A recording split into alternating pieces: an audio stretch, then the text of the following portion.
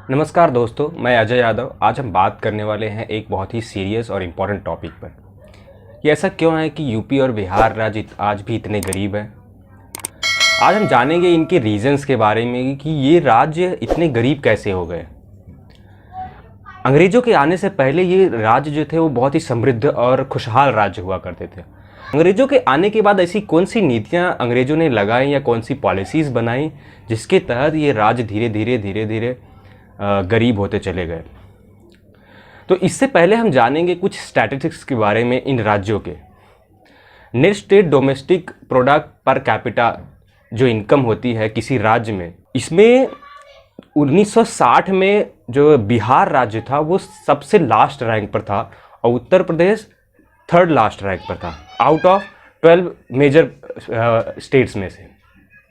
50 साल बाद भी 2014 में भी इनकी इनकम जो थी वो बिहार लास्ट पे ही था और उत्तर प्रदेश तो एक स्थान और खसक कर सेकेंड लास्ट पे आ गया था।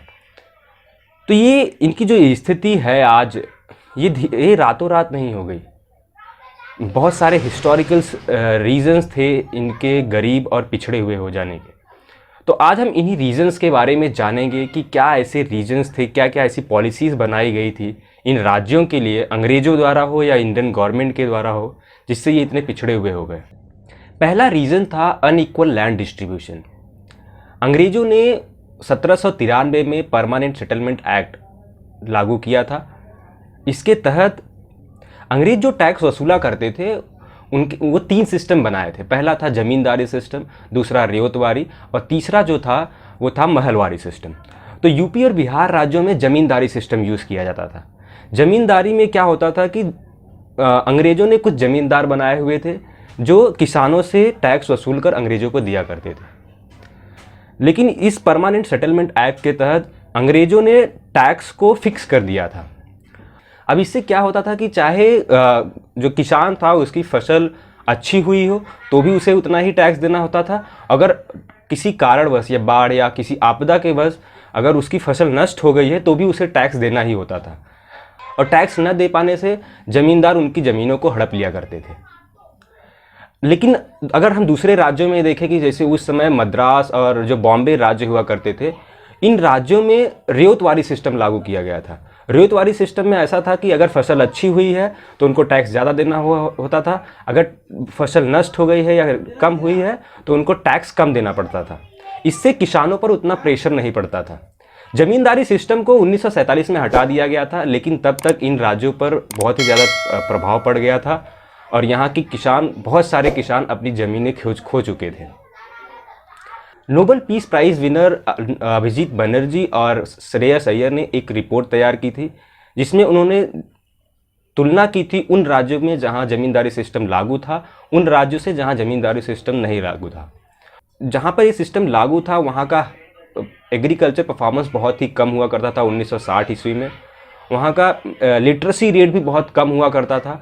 वहाँ पर क्राइम्स जैसे कि मर्डर, रेप्स एंड किडनैपिंग बहुत ज़्यादा हुआ करता था। और दूसरा जो रीज़न था वो था lack of investment in agriculture. 2002 और 2003 की एक रिपोर्ट के मुताबिक बिहार राज्य में 33% परिवार ऐसे थे जिनके पास कोई ज़मीन ही नहीं थी, वो पट्टेदारी और मजदूरी किया करते थे। 15% परिवार ऐसे थे जिनके पास 1 एकड़ से भी कम ज़मीन हुआ करती थी। प्राइवेट इन्वेस्टमेंट के साथ साथ पब्लिक इन्वेस्टमेंट भी नहीं हुआ करता था इन राज्यों में, और ऐसा ही कुछ हाल यूपी का भी है।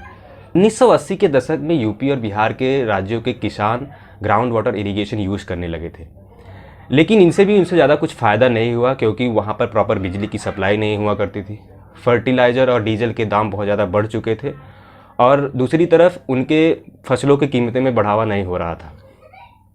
अन्य राज्य जैसे महाराष्ट्र, गुजरात और कर्नाटक जैसे राज्यों ने किसानों को सब्सिडी देना शुरू कर दिया था, लेकिन यूपी और बिहार राज्यों की सरकारों ने अपने किसानों को सब्सिडी दे ही नहीं पा रही थी क्योंकि उनके पास पैसे भी नहीं हुआ करते थे। यहाँ के किसानों की खेत बहुत ज़्यादा छोटे हुआ करते थे और इसी की वजह से ये अपने फसलों को सरकारी मंडियों में बेच नहीं पाते थे क्योंकि वहाँ जाने का ट्रांसपोर्टेशन और स्टोरेज का कॉस्ट बहुत ही ज़्यादा हुआ करता था और वो इसको बियर नहीं कर पाते थे। तीसरा जो रीज़न था वो था फ्रेट इक्वलाइजेशन पॉलिसी। बिहार राज्य 1950 के दशक में बहुत ही मिनरल रिच स्टेट हुआ करता था, लेकिन इस पॉलिसी के तहत इन राज्यों के फ्रेट्स रेट्स, जैसे कि एक जगह से दूसरे जगह मटेरियल को ट्रांसपोर्ट करने के जो टैक्स लगाया जाता था वो ऑल ओवर इंडिया समान कर दिया गया था। इसका बहुत ही ज़्यादा इफेक्ट पड़ा बिहार के लिए, जैसे कि टाटा ग्रुप ने डिसाइड किया था कि वो वहाँ जाकर अपनी फैक्ट्रीज को सेटअप करेंगे और वहाँ पर अपनी फैक्ट्रीज रन करेंगे। लेकिन इस पॉलिसी के बाद टाटा ग्रुप और बहुत सारी कंपनियों ने दूसरे राज्यों में भी अपनी अपनी फैक्ट्रीज डाल दी और इसका इफेक्ट जो था वो बहुत ही ज़्यादा पड़ा बिहार राज्य पर। वहाँ पर फैक्ट्रीज, इंडस्ट्रियल सेक्टर का ग्रोथ नहीं हो पाया और वो मिनरल रिच स्टेट होते हुए भी उसका फ़ायदा नहीं हुआ। प्राइवेट इन्वेस्टमेंट बिहार राज्य में 2% हुआ करता था और अगर अन्य राज्यों में देखें तो वो लगभग 16% के लगभग हुआ करता था। इंडस्ट्रियल सेक्टर में विकास ना होने के कारण इसका दबाव धीरे धीरे एग्रीकल्चर सेक्टर पर बढ़ते जा रहा था और जहां अन्य राज्यों में 1971 से 2002 के बीच एग्रीकल्चर वर्कर की डिमांड कम हो रही थी, वहीं बिहार और यूपी के राज्यों में डिमांड बढ़ती जा रही थी। और इन डिमांड बढ़ने की वजह से लोगों को अपने राज्य को छोड़कर दूसरे राज्य में जैसे कि मुंबई, दिल्ली और अन्य राज्यों में माइग्रेट करना पड़ा और इसी के तहत आज यूपी और बिहार में सबसे ज़्यादा माइग्रेशन रेट है। चौथा रीजन था caste politics of UP and Bihar. आज़ादी के बाद हाई कास्ट ग्रुप रूल कर रहे थे इन स्टेटों में, लेकिन 1970 के बाद जो पिछड़े वर्ग के लोग थे उन्होंने अपने आप को सोशलिस्ट लोगों के साथ जोड़ना शुरू किया और कई अन्य पार्टियों की स्थापना की, जैसे कि समाजवादी पार्टी, बहुजन समाजवादी पार्टी और जनता दल। लेकिन इन पार्टियों ने भी इलेक्शन जीतकर कोई बहुत अच्छा काम नहीं कर पाया था, क्योंकि इन पार्टियों में भी अनस्टेबल गवर्नमेंट्स बहुत ज़्यादा हुआ करते थे। जैसे कि यूपी में 1951 से 2002 के बीच 8 बार गवर्नमेंट बनी और उसमें से 3 बार प्रेसिडेंट रूल लगाए गए। इससे बदतर हालत थी बिहार की। बिहार में 1961 से 1990 तक 20 बार गवर्नमेंट बनाई गई और उसमें से किसी भी गवर्नमेंट ने अपने 5 साल का टर्म पूरा नहीं किया था। इस अनस्टेबिलिटी की वजह से सरकारें अपनी कुर्सी बचाने के पीछे ही रही और डेवलपमेंट के ऊपर उतना ध्यान नहीं दे पाई। 5वां पॉइंट है lack of fund given by the centre. 1951 से 2012 के बीच यूपी और बिहार राज्यों को अन्य राज्यों की अपेक्षा बहुत ही कम फंड्स मिले थे सेंटर के द्वारा और 1990 में तो नेशनल एवरेज से आधी से भी कम फंड्स दिए गए थे इन राज्यों को। अब कम फंड्स दिए जाने की वजह से ये राज्य अपने health sector, education sector, agriculture sector और इंडस्ट्रियल सेक्टर पर बहुत ही कम इन्वेस्ट कर पाते थे, जिससे इनका ग्रोथ बहुत ही कम होता था। स्टेबल गवर्नमेंट होने की वजह से इनकी एडमिनिस्ट्रेटिव पावर बहुत ही कम थी।